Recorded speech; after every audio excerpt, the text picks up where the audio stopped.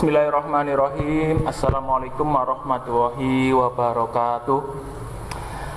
Berjumpa lagi dengan Ustadz. Ya, kali ini kita belajarnya daring. Hari ini kita belajar subtema 3 muatan IPS. Kita langsung saja, bisa kalian buka atau perhatikan di buku paketnya masing-masing. Pelajaran 1. Makna proklamasi kemerdekaan Indonesia.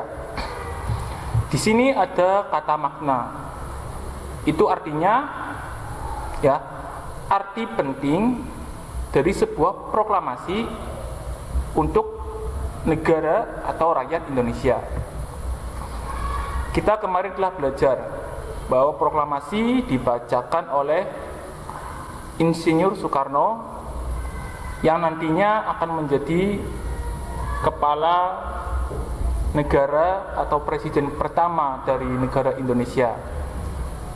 Nah, pada peristiwa ini, arti makna proklamasi menunjukkan bahwa Indonesia telah menjadi negara yang merdeka dan berdaulat serta memiliki kedudukan yang sama dengan negara-negara lain. Jadi, negara Indonesia atau rakyat Indonesia berhak mengatur negaranya sendiri tanpa perlu dikomandoi atau diperintah oleh Jepang atau Belanda. Kemerdekaan ini itu diraih dengan susah payah, dengan perjuangan para pahlawan. Jadi proklamasi itu sangat penting dan sangat berharga maknanya bagi rakyat Indonesia. Selanjutnya,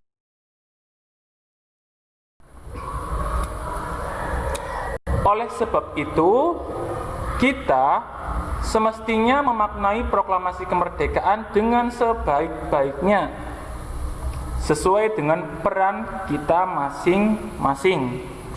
Kalau kalian sebagai pelajar, sebagai siswa, maka peran kalian atau memaknai sebuah proklamasi dengan belajar sungguh-sungguh. Memaknai proklamasi kemerdekaan Indonesia tadi dapat dilakukan dengan berbagai cara. Seperti yang tadi Ustaz sudah jelaskan, kalau sebagai siswa harus belajar dengan baik. Terus sebagai misalkan guru, maka mengajar muridnya atau mendidik dengan sebaik-baiknya. Sebagai polisi, jadi menjalankan tugasnya, misalkan mengatur lalu lintas, menangkap para penjahat, dan sebagainya. Jadi melakukan hal yang positif bagi negara Indonesia. Ya, itulah cara yang dapat dilakukan untuk memaknai sebuah arti proklamasi. Selanjutnya, pelajaran ketiga, upaya mewujudkan kehidupan yang sejahtera. Dalam undang-undang negara kita, Undang-Undang Dasar 1945, di situ ada kata sejahtera, yang bunyinya itu untuk memajukan kesejahteraan umum, mencerdaskan kehidupan bangsa, dan seterusnya. Jadi ada kata sejahtera. Nah, sejahtera ini mempunyai arti, artinya bahwa rakyat atau negaranya itu tidak kekurangan, rakyatnya hidup dengan damai, dan sebagainya. Nah, di sini ada kata pembangunan nasional. Nah, Pembangunan nasional ini merupakan tanggung jawab pemerintah. Ada kata nasional, berarti pembangunannya itu di seluruh wilayah Indonesia. Akan tetapi, untuk pembangunan nasional berjalan dengan lancar, rakyat Indonesia itu harus mendukung, mendukung program pemerintah, terus juga memberikan masukan yang baik dan sebagainya. Nah, dukungan itu dapat berupa persatuan, antara lain persatuan antar masyarakat. Jadi tidak saling bertengkar, tidak saling berpecah.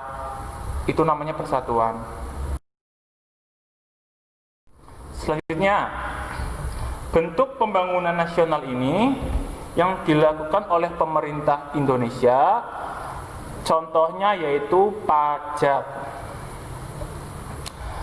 Membayar pajak dapat mendukung pembangunan bangsa. Pajak merupakan modal pemerintah untuk melaksanakan pembangunan nasional. Pembangunan dapat berjalan lancar jika warganya taat membayar pajak.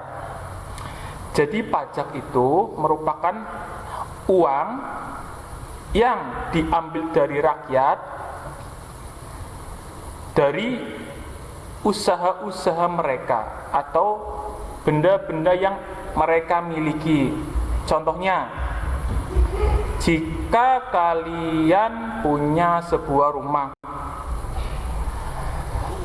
tersebut itu pasti membayar pajak, dan jika kalian taat membayar pajak, maka berarti kalian membantu pemerintah untuk melakukan pembangunan nasional. Tapi jika tidak taat membayar pajak, maka pembangunan nasionalnya itu tidak berjalan dengan baik, karena untuk membangun itu butuh modal berupa uang. Sedangkan pemerintah mengambil uangnya itu dari rakyat, usaha, barang-barang yang dimiliki, dan sebagainya. Itulah pajak, contoh dari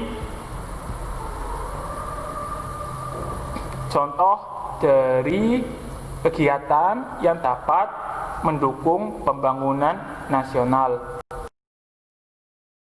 Sekarang tugas kalian IPS, kerjakan halaman 79 nomor 1 sampai 5. Kita akan koreksi di pertemuan yang akan datang ketika luring. Demikian video dari Ustadz.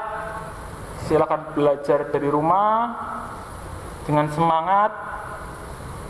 Jika ada salah, Ustadz mohon maaf. Ustadz akhiri. Assalamualaikum warahmatullahi wabarakatuh.